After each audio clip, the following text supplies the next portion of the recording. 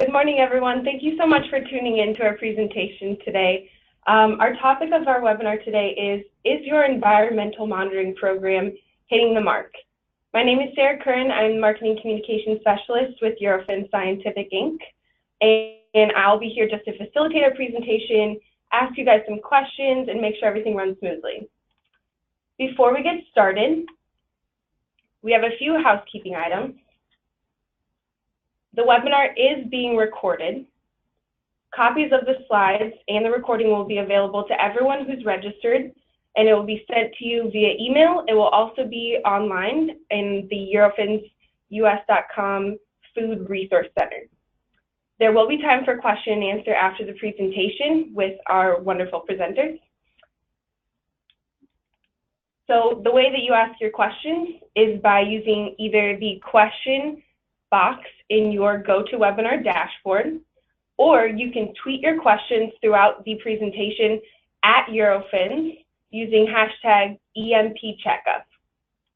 We'll be monitoring Twitter through the entire presentation, so if you have questions, comments, if you're encountering any issues, go ahead and tweet those at Eurofins or mention that in the comments section in your GoToWebinar dashboard, and we'll try to get that resolved for you. So before we get started, a little bit about Eurofins. Eurofins is driven by our mission to contribute to global health by offering the highest quality testing, training, auditing, and consulting services. We strive to listen to our customers and not simply meet, but exceed your expectations. Eurofins is a full-service provider for food safety services, including, but not limited to, microbiology and chemistry testing. We are your one-stop shop for both routine and specialized testing, auditing, training, consulting, and candid expert advice like this webinar. Our footprint is global with over 400 laboratories in 42 countries, and we have a portfolio of 150 analytical methods. So right now I'd like to introduce our wonderful presenters, Doug Marshall and John Kukoly. Doug Marshall is the Chief Scientific Officer with Eurofins Microbiology, and John Kukoly is the Director of BRC Americas. Before we get started, I'd like to warm up everybody with a polling question. So our first question of the day will be, are you currently certified?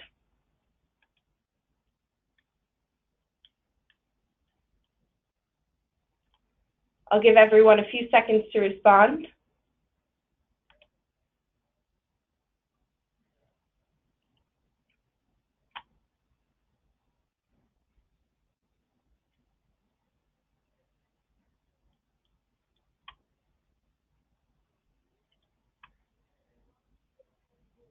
All right, we're at 70%. Just a few more seconds. Let everyone get their responses in.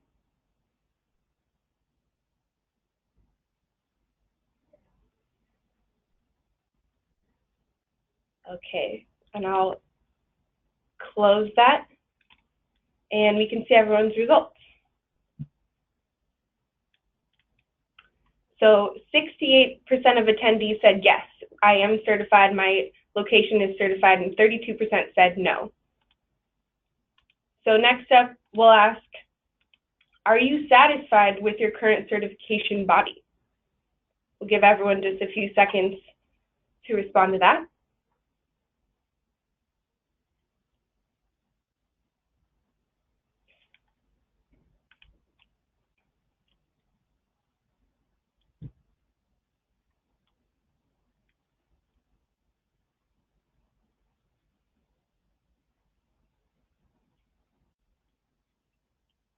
Okay, and just a few more seconds to let everyone get their final responses in.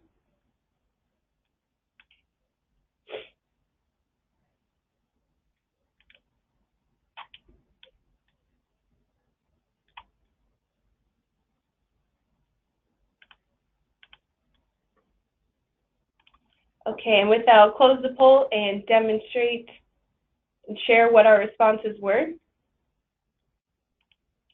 So it looks like 88% of you said yes. That's great news.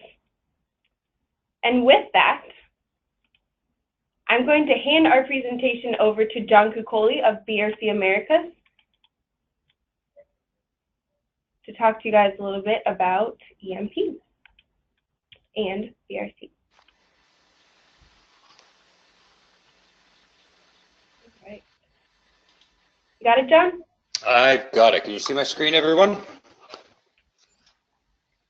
Excellent. Yep. I'm going to assume so unless I hear from Sarah. Thank you very much, Sarah. Great introduction, great start to things, and good morning to everyone. Good afternoon, depending where you are. John Kukoly. What I'm going to do is really have a quick touch on how BRC looks at environmental monitoring, how we assess it during the certification process, what that means to the sites that are certified to BRC and to sites that use BRC as part of their supply chain approval mechanism. So we're going to touch off on those two things and should be able to just give you a good impression of where BRC is taking the environmental monitoring program, especially with version 8 coming up. BRC has been around for a long time. We've been here for over 20 years. We are the leading GFSI recognized benchmarked program. We're the largest, we're the most rigorous, we're basically the standard of choice. And it's something that we've always maintained that position through strength of the program and by really being industry leading in where the expectations are. So if you go back within GFSI, even just a couple of years, there was really no expectation around, or minimal expectation around environmental monitoring. So what we did is, we had some in version 7, it was a lighter touch. Now with version 8, it's really going to come home to roost. And I'm going to touch on how we're going to, what we've got in the works for version 8 as far as that, because we really pride ourselves on being industry leading, being the first to introduce aspects, really showing the way in food safety, really understanding where things need to go and helping the industry become, simply become better. So, when you're talking about environmental monitoring program, and Doug's going to get into a lot of specific details about it, what the nuts and bolts of it, but from a certification, from an audit perspective, this is what we look at to a great extent. What's the intent of the program? How are you managing it? How have you designed it? And if you think about it, the intent of an environmental program is to find weakness. The intent of an environmental program is not to show that we have no pathogens. It's rare to find a facility that has zero risk of pathogens, certainly in a ready-to-eat facility. So we really want to see, is the intent of the program to hunt and destroy? That's the classic mechanism or mindset you have with an environmental program. We want to find it. If it's there, we're going to find it. We're going to keep changing and evolving our program to make sure we get it. Next step, once you've created that mindset and you've understood what the desired outcome of your environmental monitoring program is, you have to develop a sampling plan. It's not random, it's not routine, and you think of who knows where the dirty secrets are in the facility. It's people like sanitation, maintenance, operations, pre-op inspection people. They're the people that really know where the gunk is, where the problems are, where those hidden potential harborage points are. So you want to make sure that when you're developing your sampling plan, you're bringing all the available expertise within your facility to bear on where is the best place to look as an indicator of where our risk is. Not just food surface, not just random places, and certainly not places where we know it'll be clean. Those are almost of limited value, certainly in an ongoing environmental program. What are our target organisms? That's unique. You need to understand that these are the risks that are significant to our product.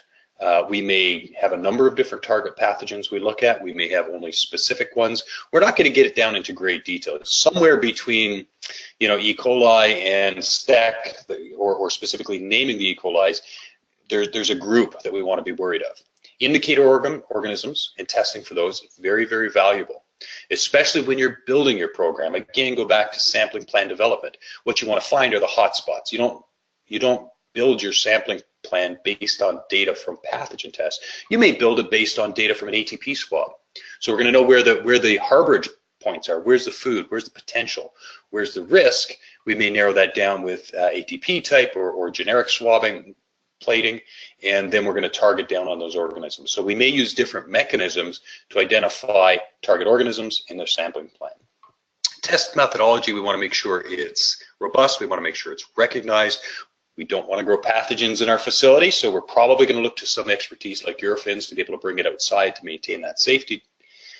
What are we going to do when we find it? It's great to have a sampling plan. You have to assume at some point you're going to find something that's going to raise alarm bells. Better to have a corrective action program outlined rather than scramble at that point. That's all great. Two big things we have to make sure we do. Ongoing data use. It's not about the results, it's about the data.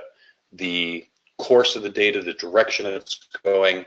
You know, getting no pathogens on one set of swabs for your environmental program is great. Getting no pathogens for 9 months in a row, we have to say that, wait a minute, maybe we're doing the wrong thing. Maybe we're not looking hard enough for the right places. So it's really about that review of the ongoing data, of trends, of what picture does it paint over time. That's more important than individual results. And then, of course, review.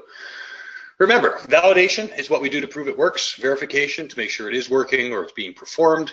Review is when we ask the question, are we doing the right thing? And again, this comes back to, geez, it's been 18 months. We haven't had any significant fines. We haven't had any issues. Maybe we need to take a look. Or our shelf life data is telling us we've got some weakness in environmental management, but our environmental program's not. You know, what are the triggers that come back into play to say we need to take another look at it? So what's the mindset? Design to find it. Absolutely. Make sure that you're targeting, the goal is we want to find pathogens. We want to find harborage points. We want to find potential areas for pathogens. This is not an end in itself. It's a way to improve everything, to improve our maintenance, our production, our in-process, the length of our production runs, our sanitation, our QA. This is giving us data to be able to manage everything else we do. Are our employees washing their hands properly? Are they maintaining the uniforms? Is our footwear policy appropriate? All of that is improved when we have a good, solid set of data from our environmental monitoring program. Remember, that seek and destroy mindset. Absolutely we have to do. And don't forget about validation. Is this working?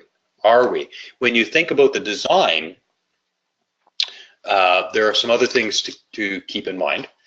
Make sure that you're, when you're figuring out your sampling locations, it's basic experience. Get some outside information. Where are those hard to find spots? Where has someone gotten burned before? Make sure you're bringing in all those additional people. Maintenance are great folks. They take stuff, don't forget, they take stuff apart all the time.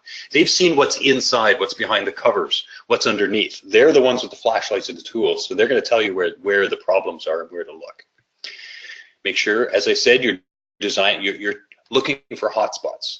Nice compliment is using ATP. If you're finding high hits on your ATP sampling or monitoring system, you now are pointing in a certain direction. Does that correspond with where your sampling locations are? Yes, we're good. No, we need to review our program and understand if our sampling programs are correct. Biggest case, biggest issue. When you start designing your program, use data from your worst case situation. What's the longest run? What's the worst time of the year? When is our sanitation the weakest? What's the hardest thing to clean up after? Where's the longest point of rest between sanitation finishing without sanitizing and then production starting? So what you can do is really do your routine cleanup, have an extended shutdown. If you've already got one planned over a holiday or over a long weekend, don't sanitize. Let stuff grow. Now do your sampling, your ATP, your plate, your general plate counts. Do a generic look to say, okay, what did sanitation leave behind that could be an issue if our sanitizing step is weak? You of course may need to clean. You probably want to clean and sanitize prior to starting up, but always consider worst case. If you design your system to work and to manage within worst case conditions, life is good because you're rarely going to hit those, and you know it's going to be safe. You'll be able to sleep well at night. Remember as well, those spelled right, challenge frequency and triggers. So I've got a program, well designed, well managed, it's validated, we verified that we're doing it. How long do you run that program, looking at your trends and your results before you go back and say, is this right? Is it good? Is that going to be every quarter, every 6 months, once a year? We're going to look at all the data and understand, are we doing the right thing? Is this program delivering what we really need it to deliver? And then what would be triggers? Shelf life changes, complaints about off spoilage, any spoilage indication. What in your particular production environment or with your product would be an indicator of slippage within your environmental management program? Because if you've got a monitoring program and things are happening that your monitoring program is not picking up, we have to go back to the drawing board and fix that. So again, this is basics, but we want to make sure we have an understanding. When we talk about testing, Yes, we're going to zone our operation. Finished product testing, we're going to be real careful about that. We're going to understand the ramifications of finding a positive finished product. Sometimes it's useful. We're going to zone things, food contact zones, post-process non-contact environment. Remember, where is it at risk? Our product is most at risk post-process prior to being sealed in a package.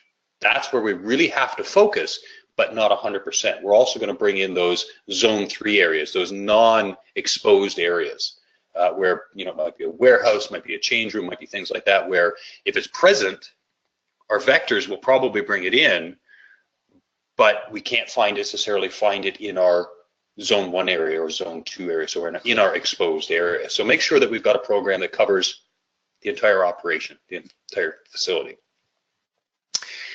What we're tasting, species probably good, serotype probably not. Don't get too particular. If you spend all your time looking for 017H7 and you've got Listeria growing, you miss the mark. So I have a lot of faith in things like ATP and generic plate testing as indicators of loss of control. You know, if you start seeing numbers in those areas that are out of our typical, then we know maybe we got to look in those areas for may have some issues within the pathogen realm. So keep an eye on that. And again, where do we look? Where do we test? That nice, shiny, flat, vertical food contact surface? Probably not. That's easy to clean. What we want to look for: food, moisture, other environmental conditions that are really going to support the growth of pathogens, because that's the key. Leaving one salmonella behind is generally not an issue. Leaving a salmonella behind that can grow and multiply and cause a pool, so that when we start up Monday morning or after a long weekend, we now run that pool through, that's where we have issues. Don't forget, a good environmental program is one that finds stuff. It's not pointing out problems, it's giving you opportunity to fix things before they become a problem. I guarantee in every facility, there are little environmental lapses, little events that pop up, and your routine characteristics of your product, your routine operation just minimizes the impact of that. What you want to do is turn those into, aha, here's another opportunity to eliminate a potential risk. So make sure as part of your program design, you have a full complement of reactions, corrective actions, corrections, preventative actions when something indicates there's an issue. Depending on the depth of the issue, you're going to correct it, absolutely. We're going to put corrective action in place to make sure it doesn't happen again to the best of our knowledge, but we're going to use that ongoing data to do root cause analysis. Wonderful, wonderful tool within the food industry to be able to really chase down causal effects of certain things. So I talked about review triggers. Every program you design, you know, you're going to validate that it works, you're going to have verification steps, you're going to have documents. So basically every control program, the last steps you should put in place are, when do we review this? How often do we come and just ask the question, is it working? Annual is always nice, it's easy to remember, can be scheduled, but you should also have specific triggers. So we should say, well, I'm going to review my environmental monitoring program every 18 months, every year, every 6 months, whatever works for you and your organization and the risks. I'll do that regardless. But should any of these other triggers indicate there's a problem, I'm going to jump back in and do an earlier review. So if I'm getting positives, that's good, but maybe we have to make sure that we're doing things right. If I get no results, you know, if honestly, if you're looking at a supplier or a site that you're auditing, and they've got 5 years worth of data with 0 fines on their environmental monitoring program, I can guarantee they do not have a good program. You know, that should be a trigger. Now, how long can you go without a fine? Depends on your operation and what the risks are. Product failures, complaints, new science, new risks, we have to keep on top of those. And of course, any significant change to the operation of the facility, new products, new equipment, new process, especially things like construction within the facility walls, those are all, hey, we need to take a look at our environmental monitoring program. So what are we doing with food aid? Yes, it is coming out. I want to be clear about the dates though. Right now, as of today, it's posted on our website as a review for draft. So please take a look at our website. This is for you, and this is also for your supply chain. These are the ideas we've been asked to consider for it. We need to know what impact, positive and negative, it has on the industry, and we'd love your input. That's open until the end of the year. Other dates, it will be fully published August 2018. Audits will start against it February 2019. Very strict on those dates. So what is it? What is Food 8 looking at for environmental monitoring? The exact terminology is in there, but essentially a well-designed program. The auditor will focus on design considerations. Why did you choose these organisms? Why did you choose these test areas? Why did you choose this frequency? How did you come to these decisions? That's where the auditor is going to focus their time. We expect people to have an environmental monitoring program. That's easy. Anybody could tick that one off the list. Is it a good one? So how is it designed? What are the limits? What are the indicators? What are the triggers? And again, what are your review and how do you continually improve and challenge yourself? So it's not simply a checklist of, do you have an environmental program? Yes. Do you have sample locations? Yes. Anybody can do that. This is really about having a great program, which is, again, what BRC really prides themselves on. So not significant change for those of you who have an environmental monitoring program, but those of you who have an environmental monitoring program that's been ongoing for several years and don't have that information about how the heck was this designed, that's something you may need to revisit, perhaps a review of things. So fundamentals. I mean, it is simple. It doesn't go into details. From our perspective, fundamentals. Get the right team, get the right information, understand what you're looking for, understand your operation, bring the right people to the table. Design to find. Design to find, design to find. Keep it deliberate. We want this to get rid of, to root out potential risks. Focus area, post-process, exposed product, but we have to remember our plant is full of vectors. I don't care if they're shoes, uniforms, maintenance, tools, equipment, pallets. There are tons of vectors, and we want to understand what they can possibly be bringing into that high-risk area. Keep in mind, just last minute warnings of this thing. No fines means maybe I would love to find a facility, and every now and then you do find a facility where it's just environmentally bang on. They have control, they have complete control. Chances are, if you're not finding anything, there's something odd.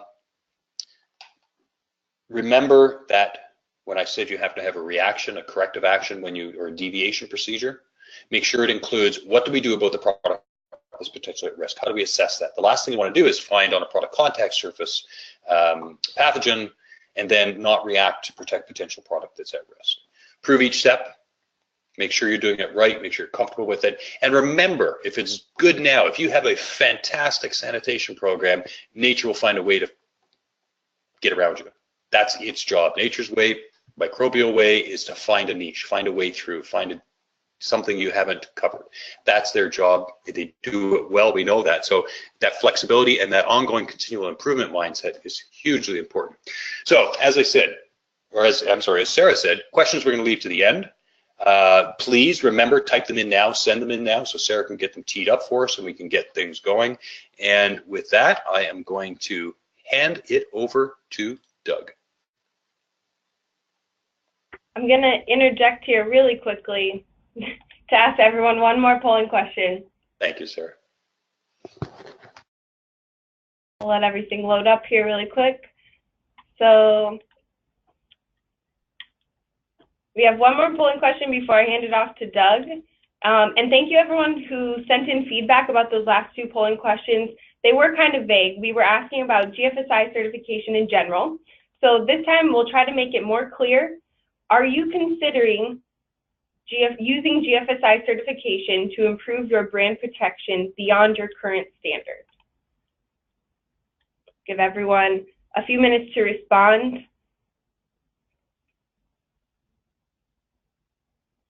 And I'll let Doug get all queued up here.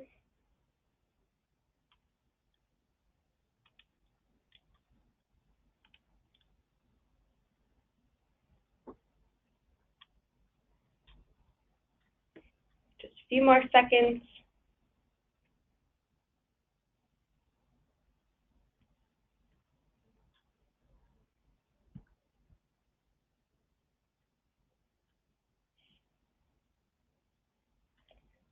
Okay. Looks like responses have stopped coming in. So with that, I will close the poll and share our results.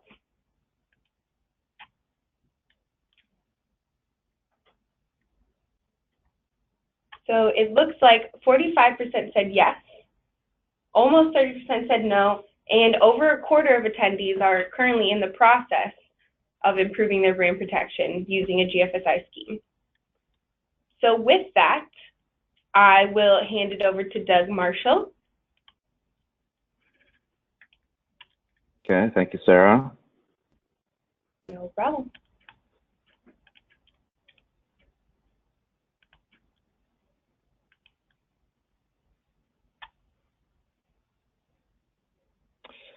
So hopefully everyone can see my slides and see my funny looking face. So I want to thank John. Your slides, Doug. You can't see my slides. Okay. Doing show screen. Well, clicking that on. Is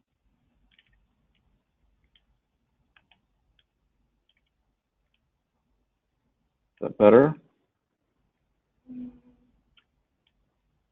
Give it just a sec.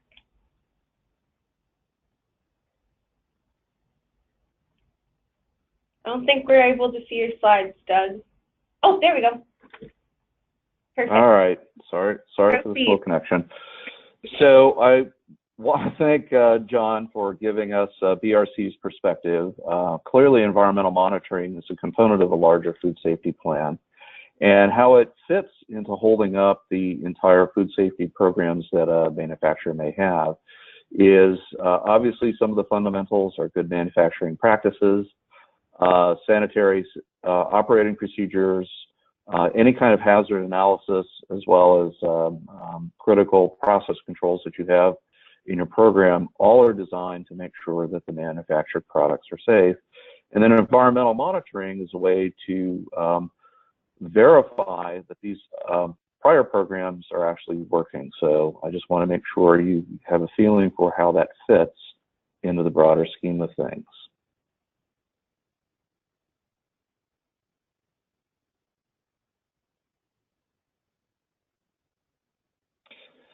When you look at other preventative controls, there are training programs, there are written records.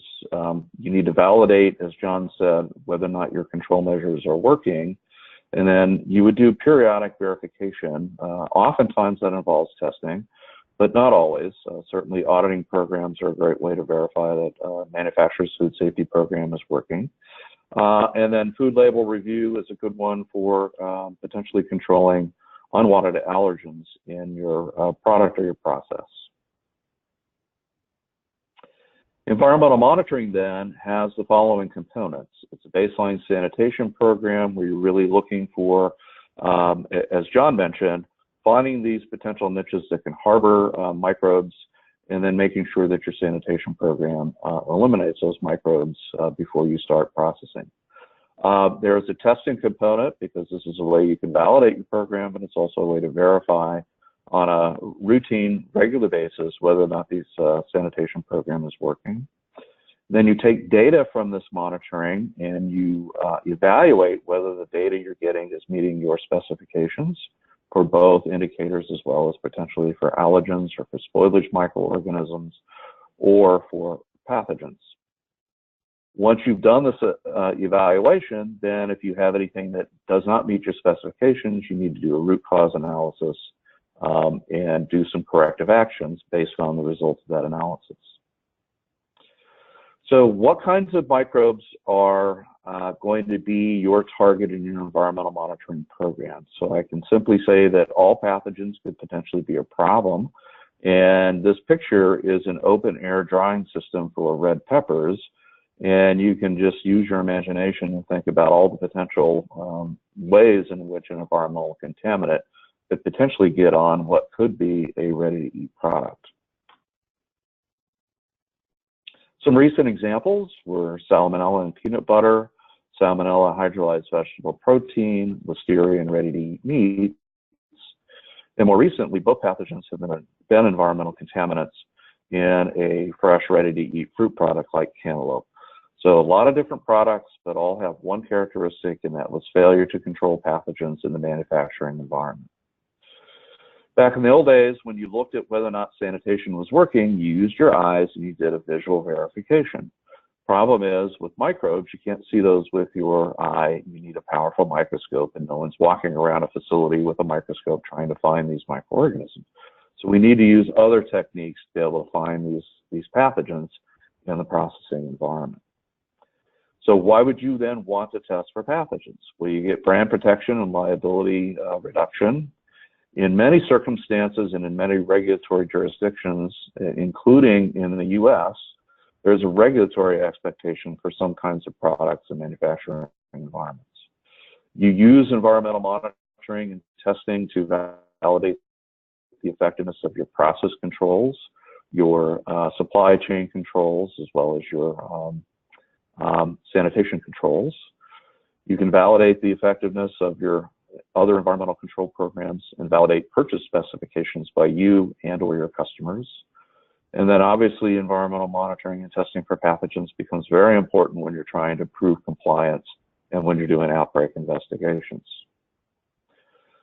So testing comes at an expense. Obviously I'm biased. I work for a testing laboratory, so we would love to get your samples. But if you decide that you don't want to test, what are the consequences? Well, there's potential for injuring your customer. That certainly is not a long-term successful marketing program. There are the intrinsic and extrinsic costs associated with recalls. You have the potential facility closure and loss of business.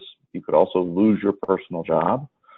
There's damaged brand reputation. And then with FSMA, if you are a preventive controls qualified individual, you now are personally liable. And if you're not doing testing, how do you protect yourself if you're called before a judge and a jury trying to defend your company's management practices for food safety? I want to give an example of where a company had a problem. Thankfully, no one that I'm aware of was died or was sick, but it was a gigantic recall because of the presence of salmonella in a product called hydrolyzed vegetable protein. This is a flavor-enhancing ingredient found in all different kinds of food products. Over 1,000 product lots recalled, thousands of other different products were recalled. No illnesses were reported, but again, the company's strategy during this crisis, and I'll just let you read the one in the red quote, we just wanted it to go away. So they did not have an effective program, and they wound up having a huge problem for themselves, but also for the people they were selling the product to. So why would you want to do environmental monitoring? There's a regulatory perspective, again, in many circumstances. Many manufacturers are doing environmental monitoring because their customers have an expectation that they do that. And then, as John said, it really should be your expectation to design a fantastic environmental monitoring program that meets your needs. I want to also philosophically let you think about the last two quotes on this slide. Environmental monitoring is an essential component for microbial control, but it is not a control measure. So it's an assessment tool of the effectiveness of your other food safety controls. So you can't fix things doing environmental monitoring. You can find where the problems are, but then you need to go back to your other controls to make sure you fix those. What does FSMA say about environmental monitoring? So in the law, there's a section that says preventative control should include environmental and product testing programs. And then there's another section there that says an environmental monitoring program to verify the effectiveness of pathogen controls in processes where the food is exposed to a potential environmental contaminant in the environment. So basically, FDA and Congress is expecting food manufacturers in the US to be doing environmental monitoring. So what is the role of testing in your verification activities? So you can do in-product testing. Obviously, that would be the data point that says, hey, everything in my process is working. But if you have random contamination, doing a one sample grab and testing that, you might miss problems. So moving further up the process and be able to do additional monitoring activities allows you to catch these small items that might wind up blowing in your face. So there's supplier verification activity, in-process material activities, and then in-product testing. For environmental monitoring, for manufacturers, I have allergens here, but for manufacturers that are manufacturing allergen-containing product and non-allergen-containing product using the same equipment in the same facility, you may want to verify whether that cleanup process going from allergen-containing to non-allergen-containing is actually working. You can do indicator testing and set baseline specifications based on those indicator counts, and you could also target specific pathogens. Where environmental monitoring, at least the philosophy of most preachers of this, is anytime you have a ready-to-eat food that is exposed to the manufacturing environment from a kill step until final package closure, then that is an opportunity for pathogens in the environment to contaminate that product prior to final package closure. So in that case, I think FDA is really forcing folks to do environmental monitoring to make sure that that process environment in that really targeted area is free from pathogens. So the preventative controls rule has some language regarding environmental monitoring. Should be scientifically valid. It should identify the test microorganisms, specify the locations where you're going to do the testing with the number of sites you're going to be testing, identify the timing and the frequency of collecting those samples, know what tests you're going to be executing on those specimens, what laboratory is going to be doing the testing, and then if you have an out-of-spec result, what is your corrective action going to be? So a great environmental monitoring program, again, as John mentioned, it's a search and destroy mission. So it's find unwanted pathogens or allergens in the environment before they contaminate product, and then make sure you eliminate those harbored sites before processing. Then you could also use environmental monitoring to assess the effectiveness of your other preventative control programs, such as employee hygiene practices. Where would you want to test? Again, John mentioned using a zone approach. We certainly do that. Just a simplified version of that, you really have two major zones in a food manufacturing site. You have equipment surfaces that have direct product contact, and then you have non-product contact surfaces. So the highest risk, obviously, is going to be surfaces where you actually have product touching a piece of equipment. In terms of what are you looking for in terms of pathogens, we can simplify our thought process here a little bit, and we can have you focus on Salmonella as the target pathogen in an environmental monitoring program where the product in the process is usually a low moisture operation. Salmonella can exist in a quiescent state when it's dry for a long period of time and can get shed into the environment and find its way onto product.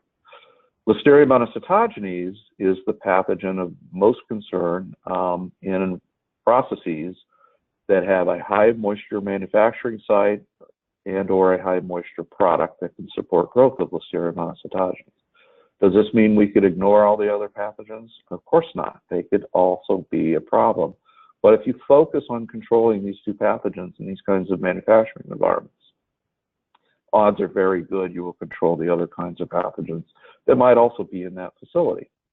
And then again, be aware that if allergens are a control problem for you, you want to make sure that those allergens are removed from those direct product contact surfaces if necessary for product safety. Where do you do your control? As John mentioned, you're looking at a primary control. So this is, again, the area that is between a lethality step and final package closure. Many people manufacture products that have no kill step in the process. So under that circumstance, the entire facility is probably your primary control area. So that is a big consideration for you. Your EMP plan should be written where you identify the sampling sites. We recommend using a facility grid, and then you would do random rotation amongst that during your routine monitoring. But if you know you have hot spots, again, as John recommended, then you should always be looking at those hot spots every time you do your sampling. So there's no reason just to randomly assign known hot spots and ignore them if you know they're a problem. Your plan should also articulate the frequency of the sampling, how many specimens are you going to be collecting, how you collect the specimens. We frequently find people collect samples and they cross-contaminate the sample during sample collection. What test method is going to be used, and is that method fit for the purpose of environmental monitoring? And then set your specifications, and then what corrective actions you're going to do if you have an out-of-spec data point. Our recommendations on corrective actions are to make sure that you limit access to the area. So put some sort of physical barrier around a known hotspot so that you're not tracking that contaminant all throughout the facility. So you could use crime tape, you could use physical barriers, you could use traffic cones, etc. So make sure you do not transport the hotspot areas all throughout the facility. Break down and inspect any suspect equipment in those areas. Thoroughly clean and sanitize all the equipment and the tools that are used in that area. Do increased investigative monitoring to make sure you have brought that hotspot back under control, and continue to monitor around that hotspot so that you find the source. So we do recommend vector monitoring. So if you have a hotspot here, make sure you vector monitor all around that hotspot. So if you just remediate that spot and the source of contamination is here, you haven't brought that area back under control. Again, if your pre-op inspection fails, then don't start production. Re-clean, re-sanitize, and resample as needed. Sarah, I think I have blasted through my section, so I will turn it back over to you. Yes, you did. Thank you, Doug, so much. We got quite a few questions come in, which is wonderful. We still have time for everyone to submit questions. So go ahead and enter your questions in if you have time. But before we go into the question and answer portion, I'd like to ask you guys a few more questions about EMPs and what you guys do at your facilities. So just 1 second, and we'll get those up. My first question is, do you currently have an environmental monitoring program?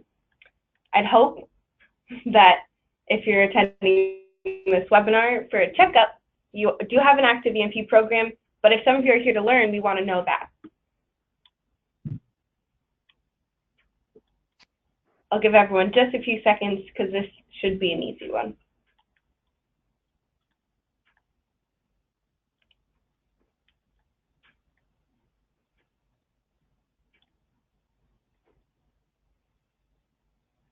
All right, we're at 70%. I'll give everyone just a few more seconds.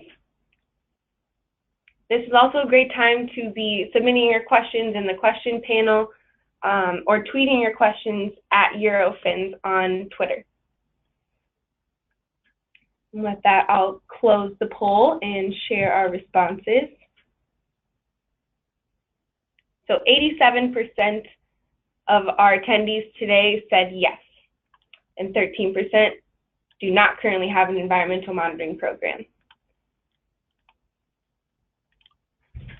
Our last question before we go into Q&A is, how do you currently perform environmental testing? Do you do it in-house, or do you outsource your environmental tests?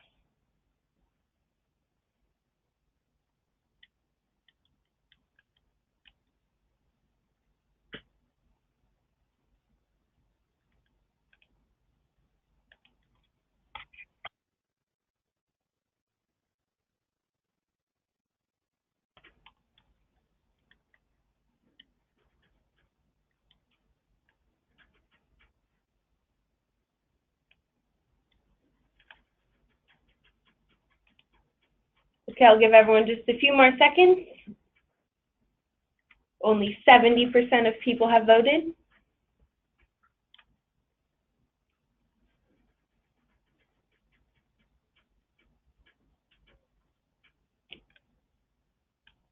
Okay, and with that, I will close our poll and share results. So it's a pretty even split. It looks like 43% do in-house testing and 46% outsource. 11% it doesn't apply to. So with that, I will start pitching questions to Doug and John that you guys have submitted Doug and John, if you guys want to turn on your webcams, take yourselves off mute, and I have a few great questions ready for you from our audience. So first up, we have a question from Janet. What is your opinion on genetic typing of positive findings with the goal of determining whether or not you have a resident or transient organism? I'll take a quick shot, but I think this is really going to be Doug's area of expertise. When you're up to that level, I think it's a valuable tool. When you're at a point where you're getting that random hit of from a pathogen, and it's you're looking at your 5-year spread, and it's popped up every now and then or in different spots within the facility, it is a good way. It's a good question to put out of the way. Is this is it something that's coming in from different areas that we're seeing variety of, or is it resident? I think that's very useful. Doug, I think this is probably an area for you to chime in on. Yeah, I agree with John. Is if you have an unlimited testing budget, then doing strain typing is a really nice way to get additional information that helps you answer that question: is it resident or is it transient? However, don't forget that because you're finding it in the environment, it may not matter where it's whether it lives in that environment. You'll obviously have, if it's transient, a way in which it's being introduced into the environment. So you really need to look at the total picture in terms of how is it getting in, and then if it's in, how long does it reside in that facility? And obviously using strain typing is the classical way in which to resolve those questions. All right, thank you. And we've gotten a lot of questions before we proceed about whether or not the slides and recording will be sent out. Yes, the slides and a recording of this presentation will be emailed out to everyone who had registered for the webinar. They'll also be available to the public on our website. So we'll send more information about that tomorrow in a follow-up email. Next up, we have a question from Cindy. What is your opinion on Zone 1 testing for pathogens if you are already testing finished products for pathogens? Again, I think it's valuable. I think it's very valuable. You want to hit, I think Zone 1, again, very targeted sampling. You don't want to just randomly pick the easiest to clean Zone 1 spots. You want to pick the hardest to clean, the damaged, the questionable, the really hard to reach Zone 1s where water pools. So I think Zone 1 is probably a better indicator. I think there are some certain concerns and risks depending on the nature of your product and your shipping procedures regarding over-testing of finished product. But Doug, your opinion on this one? Yeah, John, I think the industry has, in my humble opinion, I'm going to insult everybody on the call, so just so you're aware, everybody's taking stupid pills when it comes to Zone 1 testing. So again, this is highest risk surface where product actually touches food, and being unwilling to test for a pathogen on that surface. So if your control plans are working, then the risk of you finding a pathogen on a direct product contact surface should be quite low. So if you only rely on an end product test, what you're really gambling with is dilution is the solution to pollution. So if you have small environmental contaminant potential on Zone 1 surfaces, then as product is going across the surface, you're going to be continually to dilute that out. So the odds of you finding a contamination doing an end product test are going to be really remote, even though you could have lot contamination. Another way to also consider this is, again, end product testing is a data point, but it's telling you all the other things that might have gone into the process. So if you do environmental monitoring of a Zone 1 surface, that's a data point that's very specific to that surface. Back to you, Sarah. Actually, the other point, Doug, on that one, I guess, is we both talked about results and trending of results. Part of the maturation of the process that I would think someone who, when you first start, you probably may want to do a little bit of finished product testing. But I would say within 6 months to a year of zero results on finished product, we have to start hunting a little further, and then you're going to go to zone 1. You know, if you go so long with no fines whatsoever, no risks within the controlled environment or that production environment, you know, that's when you start to look on the floor of the change room. Because if it's on the floor in the change room, it's not a direct product risk, but what you want to do is continually push that risk out further and further, expand your barriers to where you allow that pathogen, where you're hunting the pathogen. I'd much rather be hunting it, you know, in the change room in the cafeteria, figuring out how to get rid of it from there, knowing that if I get rid of it there, it's never going to make it into production, than worrying about, gee, my finished product has pathogens in it. What do I need to react to right now? So it's that maturation of your process. You want to continually push out the barriers. All right, thank you guys. So our next question coming in is there a target percentage for positive findings in an environmental program? You guys mentioned that 0 probably means your program isn't set up correctly. Presumably 20% isn't good. What's world-class? That's a good question. I would think world-class is probably that maturation process, that you can, you know, it's not about an environmental program, it's what you do with the results. So you run your program for a certain length of time, you identify, as Doug mentioned, hotspots, you have reactionary and improvement areas within those hotspots. They're going to disappear, and you're continually pushing it out. So I in my mind, good world-class is a significant period of time with very, very low results, potentially 0, and then you challenge your system and you up it a step, so that now you're finding, gosh, I would say less than 1% of your samples, but they're popping up every couple of series of examinations. You're finding something that's saying, hey, you need to do something a little differently. Doug? Yeah, this is a great question I get all the time. As an expert, I don't have an answer. And I'll tell you why I don't have an answer, and no experts really have a good answer, and that is every product and process is going to determine what's going to be in your environment.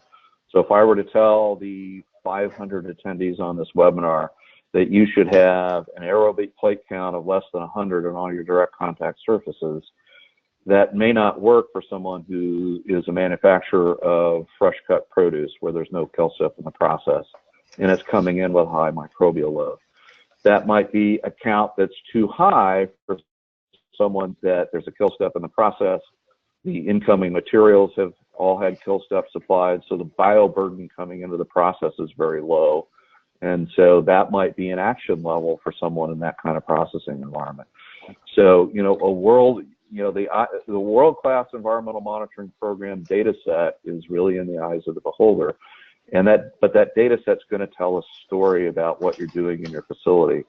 And what the auditors want to see, they want to see the story, they want to see how you're reacting out of specifications, and they want to see, you know, do you ignore trends that say there's an issue, or do you take care of those when they occur? So again, a world-class environmental monitoring program tells your story that says your food safety plan is working. Great. We have time for probably just a couple more questions. So any questions that we don't have time to answer on this live broadcast, we will follow up with you individually via email after the presentation. So just know that if we run out of time, we'll make sure everyone gets a response. So this next question comes from Tyler. In regards to an effective environmental monitoring program, is there a standard to use for the number of swabs taken in relation to square feet of operational space in a facility? No, as you know, as we keep into Doug's answer to the last one, there's no standard. It depends on your product, your risk tolerance, the nature of your production. An older, you know, if you have 2 identical facilities with the only difference is one's 20 years older, you're probably going to do a little bit more in that 20-year-old plant. You need to do enough so that you're satisfied you're gaining a good picture through your sampling program, and that's why, you know, you're going to do best advice in the beginning.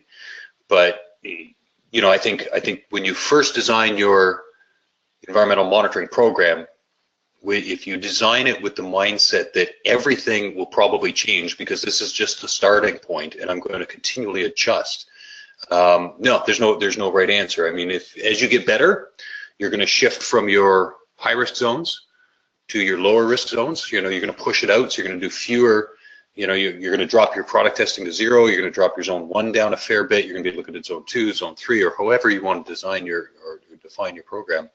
So no, I like Doug's answer. You got to build it to make it work for you. Yeah, I agree completely, John.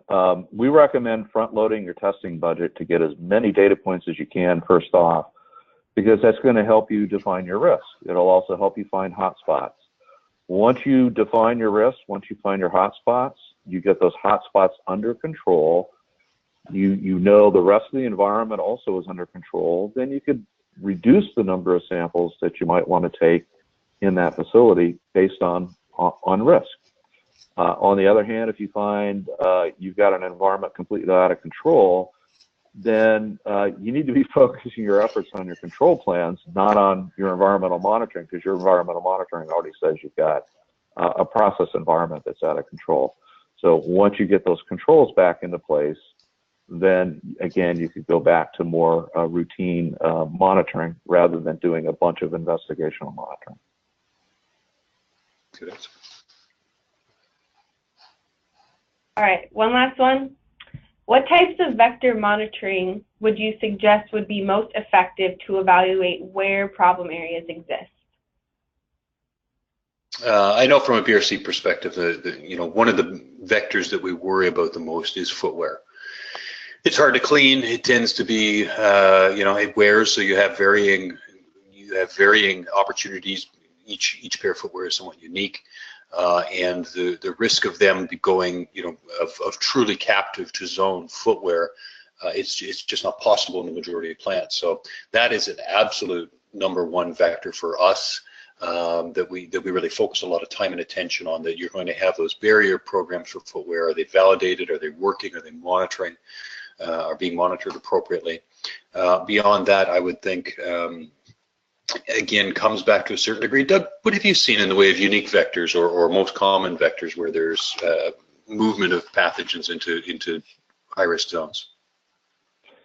Yeah, I'm going to make a pitch that attendees on this webinar take a much broader environmental monitoring workshop or a class, because in those classes, the instructors will give you, 2 or 3 hours worth of information on where to look for hotspots in the facility. So they can be all over the place. We certainly are running out of time in the webinar. But another thing to consider too when you're doing your vector monitoring is what tools do you have in your toolbox?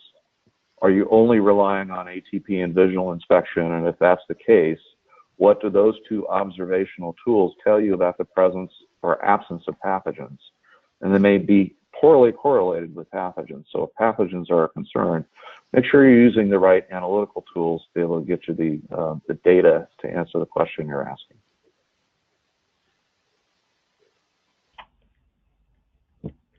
All right, thank you guys both. So just to get us wrapped up here, we'd like to thank everyone for attending in what is our largest webinar we've ever hosted. So thank you everyone who registered and everyone who tuned in for being a part of this. Thank you and congratulations.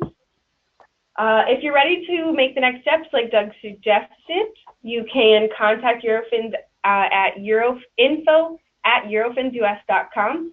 Like I said, everyone will be getting a recording and a copy of these slides. We'll also be following up on individual questions throughout today and tomorrow. And with that, I will say thank you one final time to both John and Doug. Everyone have a wonderful day, and hopefully we'll see you back here for another webinar soon. Thanks.